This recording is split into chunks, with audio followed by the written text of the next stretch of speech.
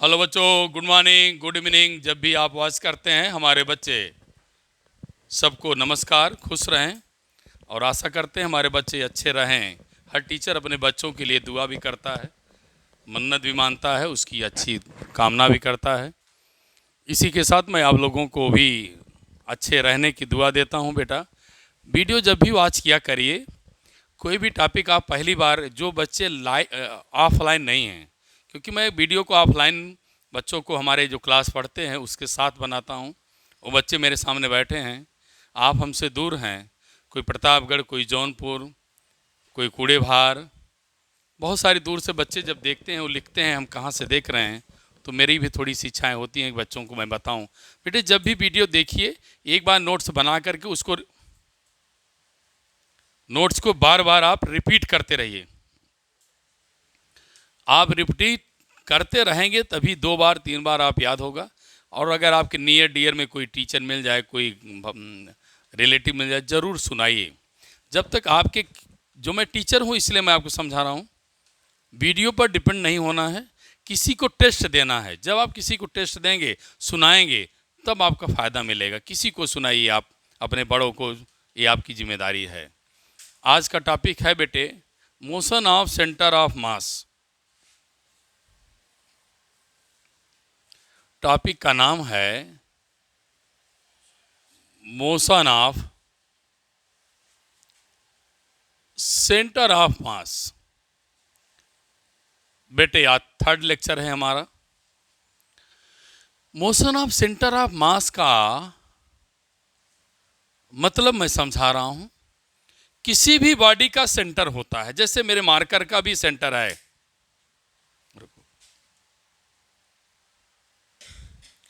बेटे, centre of मास की बातें बता दिया था। किसी भी बॉडी का सेंटर ऑफ मास वह पॉइंट है जिस बिंदु पर, जिस पॉइंट पर फोर्स लगाने से उस बॉडी में ट्रांसलेशनल मोशन होता है, स्थानांतरण होता है। बॉडी एक स्थान से दूसरे स्थान तक चली जाती है, उसे हम ट्रांसलेटरी मोशन। बट जिस पॉइंट पर हमने फोर्स लगाया, उस पॉइंट का नाम क्या है? बोल बेटा, क्या नाम है? Centre of mass. क्लियर, समझ गया? जैसे डस्टर है, डस्टर को यहाँ से यहाँ पर फोर्स लगा करके मैं आगे नहीं ले जा पाया, लेकिन आगे आगे आया, इस पॉइंट पर मैंने फोर्स लगा करके इस डस्टर को मैं ट्रांसलेशनल, एक स्थान से दूसरे स्थान तक ले जा सका, ले जा पाऊं, एक स्थान से दूसरे स्थान तक फेंक दूं। इस प्रकार के मोशन को ट्रांसलेशनल, और उस पॉइंट को, जिस पॉइंट पर मैंने फोर्स, हाँ। अब बेटे, अगर centre of mass of motion लिखा है, इट मीन्स मोशन करेगा कौन?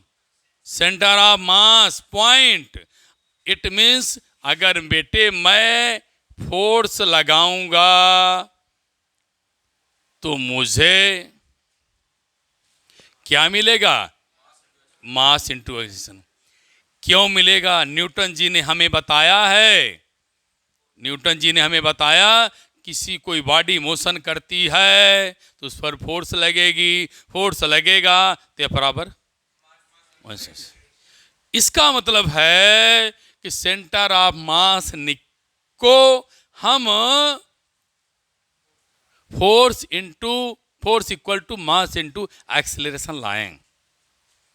इसका मतलब हुआ कि हम किसी बॉडी पर फोर्स लगाएं, और फोर्स वहां लगाएं जहां बॉडी का क्या हो? सेंटर ऑफ मास हो। उस बॉडी का क्या हो? सेंटर ऑफ मास हो। और सेंटर ऑफ मास पर फोर्स लगाएं तो यह वैल्यू जनरेट हो जानी चाहिए। अब तक किसी बॉडी पर फोर्स लगाते थे तो बराबर क्या आता था? बोलो, एम में। क्या आता था? एम में। अब क्या आ रहा है? मास इंटू, हाँ, मास इंटू एक्सेलरेशन। क्या मैं समझा पाया? पक्का? आइए लिखिए, consider a system having n particles consider a system having n particles, m1 m2 dot dot mn, m1 m2 dot dot mn, corresponding position r1 r2 dot dot rn.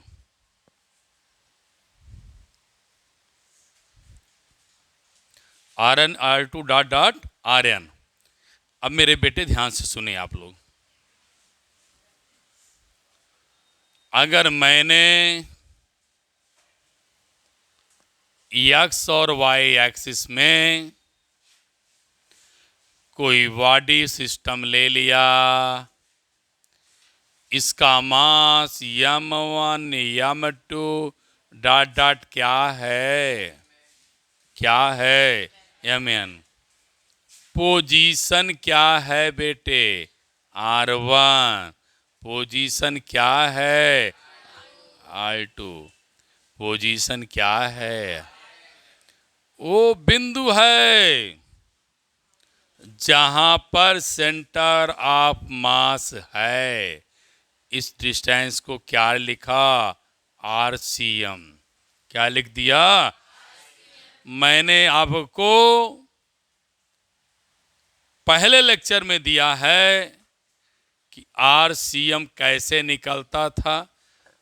Mass, product of mass into position, mass into position, mass into position, mass into position, mass into, mass into, mass into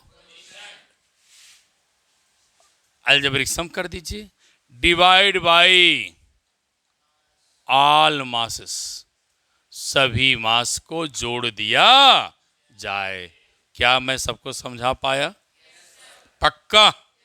चलिए, अब मेरे बेटे मैं कहना चाहता हूं इस body का होल मास कितना है, कैपिटल एम।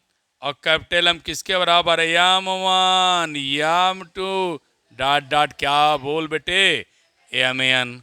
बोल बेटा। अब मैं क्या करना चाहता हूं, क्या मैं इसके स्थान पर कैपिटल एम लिख दूं? नहीं समझ में आया, लिख दें? तो बेटे मैं इसको लिख दिया, क्या, कैपिटल एम। अब क्रॉस मल्टीप्लाई करेगा मेरा बेटा बेटी, तो आपको क्या मैं देने वाला हूं, क्या देने वाला हूं, बोलो, मास ना। तो ऐसे लिख दो, 1 अपान कैपिटल एम लिख दो। इसके बाद m1 r1 m2 r2 mn rn। नहीं समझ में आया, बोलो। चलिए, अब मुझे क्या चाहिए, एक्सेलरेशन। मुझे क्या दिया है, पोजीशन। पोजीशन का डेरिवेटिव लेंगे तो वेलोसिटी मिलेगा। पोजीशन का डेरिवेटिव वेलोसिटी, वेलोसिटी का डेरिवेटिव एक्सेलरेशन। आइए, taken derivative with respect to time। भैया d by D T RCM 1 upon m m1 dr1 upon dt m2 dr2 upon dt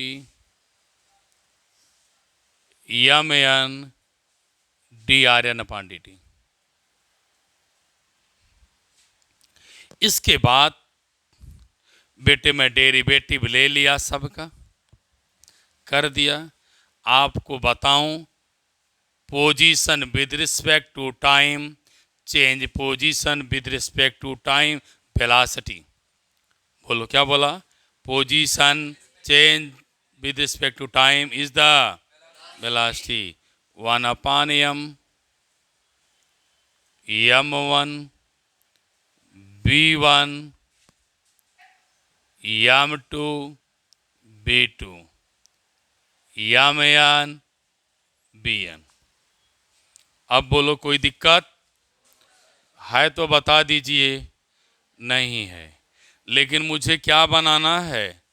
acceleration. Again derivative करेंगे, again derivative करना चाहिए।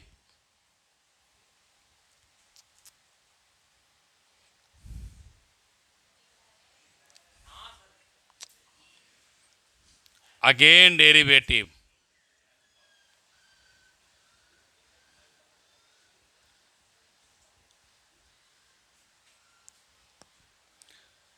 d by dt, velocity cm, 1/m, m1 dv upon dt, m2 dv upon dt, mn dv upon dt। ये मैं दोबारा derivative कर दिया।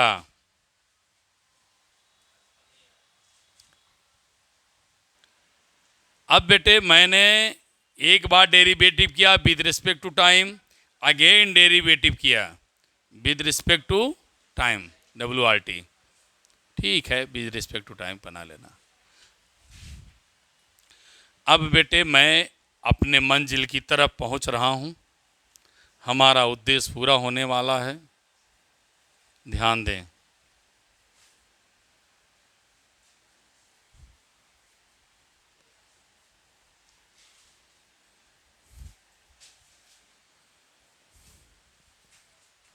आइए बात करें। वेलोसिटी अपॉन टाइम, मेरा बच्चा जानता है एक्सेलरेशन होता है। It means rate of change of velocity is known as acceleration. अब उसके बाद rate of change of velocity acceleration हो गया, तो बेटे चलिए आगे बात करें। 1/M, m1 a1। क्यों बेटे? देखो, मास इंटू एक्सेलरेशन। क्यों? वेलोसिटी अपॉन टाइम क्या? एक्सेलरेशन। यहाँ हो बेटा, m2 a2, mn an। अब हमें क्या करना है ये ध्यान देना है। मास को एक्सेलरेशन से मल्टीप्लाई कर लिया गया। अरे भाई क्रॉस मल्टीप्लाई करो यही आएगा ना। मास को ACM से मल्टीप्लाई कर लिया। अब मुझे क्या मिल रहा है बेटा? m1 a1, m2 a2, mn an। अब मैं आपको मंजिल पर पहुंचा दिया। क्या? फोर्स F1, मास इंटू एक्सेलरेशन फोर्स F2, क्या मिलेगा? Fn। मेरे बेटे अब आपको मैं प्रूव करके दे दिया। इस पूरे फोर्स को मैं क्या बोलूँगा? Capital F, that is the external force. तो मैंने पा गया बेटे क्या? Force equal to motion of centre of mass. का मतलब हुआ कि उस पॉइंट पर फोर्स अगर लगाया जाए, give the mass into acceleration of centre of मास।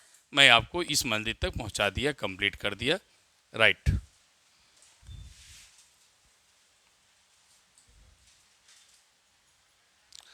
अब आइए न्यू टॉपिक लिखो बेटा। Conservation of momentum of centre of mass.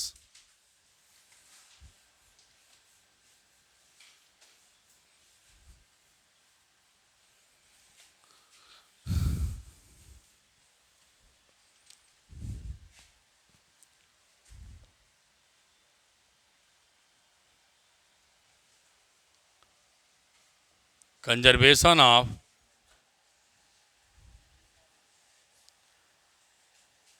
Momentum of क्या सेंटर ऑफ मास।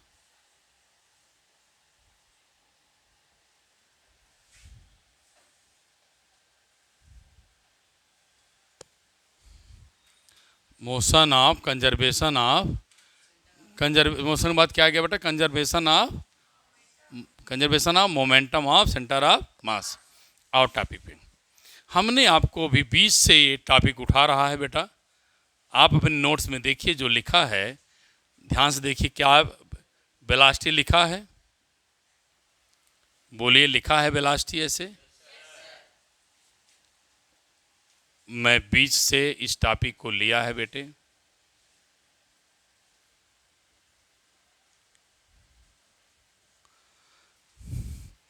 कोई दिक्कत नहीं। लेकिन आप जानते हैं, क्या जानते हैं कि मैंने बताया है कंजर्वेशन ऑफ मोमेंटम क्या? No external force act on system, momentum remains constant. तो पहले तो मैं इसे क्या बनाऊं? मोमेंटम।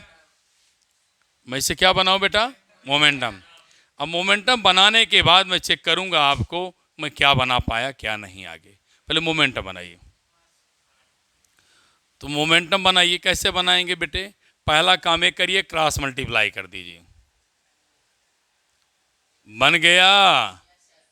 मास इंटू वेलोसिटी दिखाई दे रहा है? दिखाई दे रहा है। तो क्या मिलेगा? ये P1। ये क्या मिलेगा? P2। ये क्या मिलेगा? Pn। बेटे P1 P2 Pn। अब बोली कोई दिक्कत नहीं। Mass into velocity of centre of mass, momentum क्या? टोटल। ये मोमेंटम क्या मिलेगा बेटे? टोटल मिलेगा। अभी नहीं समझ में आया? अब मुझे बेटे इसे फोर्स बनाना है। आप बोलोगे सर क्यों फोर्स बनाना चाह रहे हो? भैया फोर्स इसलिए बनाना चाह रहा हूं कि हमें मोमेंटम तो दिखाई दे रहा है लेकिन फोर्स नहीं दिखाई दे रहा है। तो हमें इसे क्या बनाना है? फोर्स। तो फोर्स में मास दिख रहा है, क्या चाहिए? एक्सेलरेशन। अगर एक्सेलरेशन चाहिए तो वेलोसिटी से डिवाइड कर दो, मिल जाएगा। तो क्या लिखेंगे? Taken derivative both sides we have.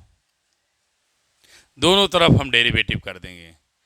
क्यों कर दिया? इसलिए कर दिया कि मुझे पता है कि वेलोसिटी अपॉन टाइम एक्सेलरेशन होता है। मैं बेटे mass into acceleration equal to rate of change of total momentum पा गया। क्या आपको समझा पाया? क्या समझ में आया? बोल नहीं रहे हैं? हाँ, आइए। अब मैंने ला दिया सेंटर ऑफ मास को कन्वर्ट करते करते करते करते बदलते बदलते दो टॉपिक की मुझे जरूरत थी, एक्सटर्नल फोर्स की और मोमेंटम। तो मिल गया। यह देखिए फोर्स भी आपको शायद मैं अब दिखा सकता हूं। एक्सटर्नल फोर्स कर दो।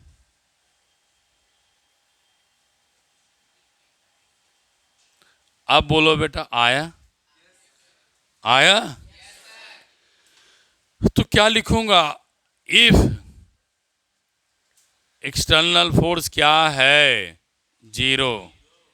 एक्सटर्नल फोर्स क्या है? जीरो। तो बेटे zero equal to P total upon क्या dt। समझ में नहीं आया? पक्का?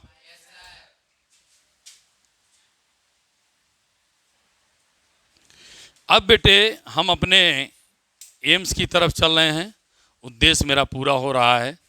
क्या एक्सटर्नल फोर्स ना लगाएं तो बेटे मोमेंटम कंजर्व रहे। अब मेरे बच्चे ध्यान से देखें। कुछ बच्चे, जो बच्चे पीछे का नहीं पढ़ पाए होंगे, कुछ मेरी वीडियो अभी नहीं बनी बेटे, क्योंकि इस बच्चों को सिलेबस जल्दी पढ़ाना था, उसमें नहीं, लेकिन इसमें आप पूरा पाएंगे विद न्यूमेरिकल। बेटे किसी भी कांस्टेंट वैल्यू का डेरिवेटिव क्या होता है? जीरो होता है। सुने होंगे। कहाँ? चैप्टर 3 में। कांस्टेंट क्वांटिटी का डेरिवेटिव जीरो। तो जीरो के स्थान पे क्या ला सकते हैं? कांस्टेंट ला सकते हैं। ला सकते हैं। तो मैंने क्या लिख दिया बेटे? कांस्टेंट इक्वल टू क्या? DP total DPD. किसी भी कांस्टेंट का डेरिवेटिव जीरो। तो डी बाई डी टी क्या हुआ? P total. तो दोनों तरफ से अगर डी बाई डी टी हटा दो तो P total means total momentum क्या मिलेगा? कांस्टेंट मिलेगा। ये मैं आप लोगों को समझा दिया बेटे कि सेंटर ऑफ मास पर फोर्स ना लगाया जाए तो मोमेंटम भी कांस्टेंट पाई जाती है।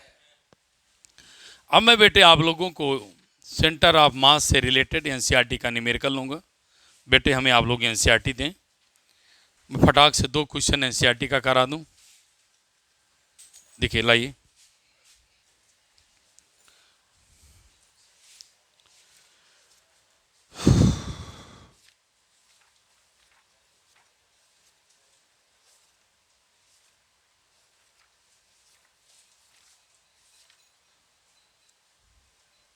देखो पहला क्वेश्चन है बेटे, give the location of centre of mass sphere. मैंने बताया था कहाँ पाया जाता है स्फीयर के? ज्योमेट्रिकल सेंटर पे। बताती क्या है? सिलेंड्रिकल का सेंटर पे, रिंग का, क्यूब का, सारी चीज़ों की मैं आपको geometrical centre, location of centre of मास आपको बता चुका है। पहला क्वेश्चन कंप्लीटेड है। हमने आपको सेकंड लेक्चर में इस बात को बता दिया। ठीक है, तो मैं आगे बढ़ूं।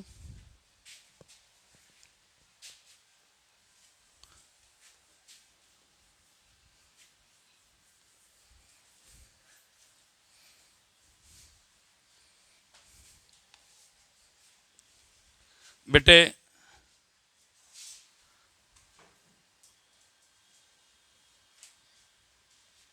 हम लोग एनसीईआरटी 7.1 सॉल्यूशन आपको कहाँ मिलेगा?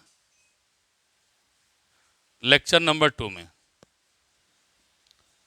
लेक्चर नंबर 2 में बता चुका हूँ, इसको दोबारा बताने की जरूरत नहीं है। आप वीडियो देखेंगे वीडियो नंबर 2 पे, तब भी आप लोगों को मिल सकेगा। अब बात आती है 7.2 पे। बेटे मेरे पास क्वेश्चन क्या है? इन एचसीएल मॉलिक्यूल्स लिख दो बेटे। एचसीएल मॉलिक्यूल्स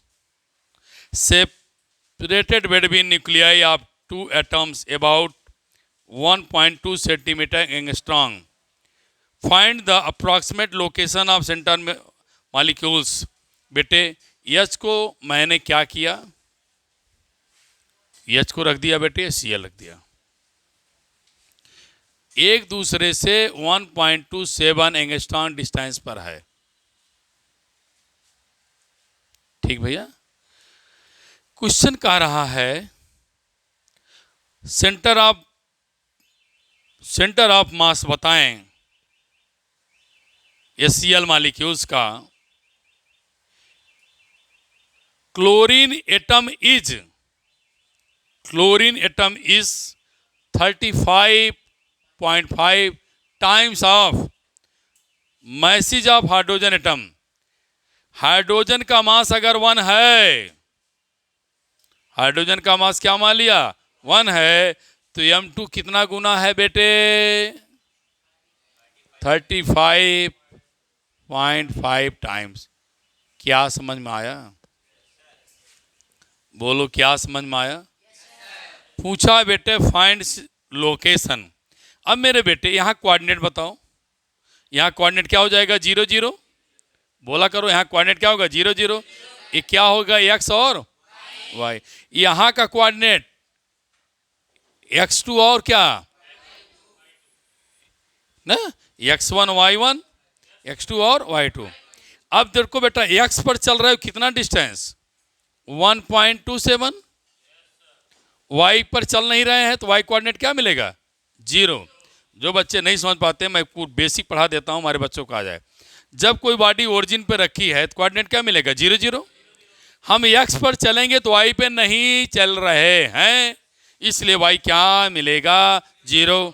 x पर कितना चला 1.27 एंगस्ट्रॉम। बोलो बेटा। अब अगर आप सेंटर ऑफ मास निकालेंगे तो x एक्सिस निकलेगा कि y पर भी निकलेगा? x पर। कहाँ निकलेगा x पर, y पर नहीं निकलेगा। तो मेरा बेटा मेरा लाल लिख सेंटर ऑफ मास x पर क्या m1 x1 m2 x2 अपान क्या m1 plus m2, m1 x1 plus m2 x2 अपान टोटल मास। चल बेटे ध्यान से सुनो, m1 1 है लेकिन x1 क्या है बोलो 0, m2 कितना है 35.5 बोल दिया बेटे, x2 कितना दिया है 1.27 क्या एंगस्ट्रॉम, 1 कितना दिया m1 1, m2 कितना 35.5, तो सेंटर ऑफ मास आपको क्या मिलेगा 35.5 इंटू 1.27 एंगस्ट्रॉम, 10 घा माने 10, इसको ऐड करो 36.5। अब लो बेटा बुक, अब इसे सॉल्व कर लेना तो 1.35 10⁻10 या 1.35 एंगस्ट्रॉम आपको आंसर मिलेगा। इतनी दूर पर बेटे इस बॉडी का सेंटर ऑफ मास होना चाहिए। यहाँ से 1.23 डिस्टेंस पर सेंटर ऑफ मास मिलेगा। समझ में आ गया?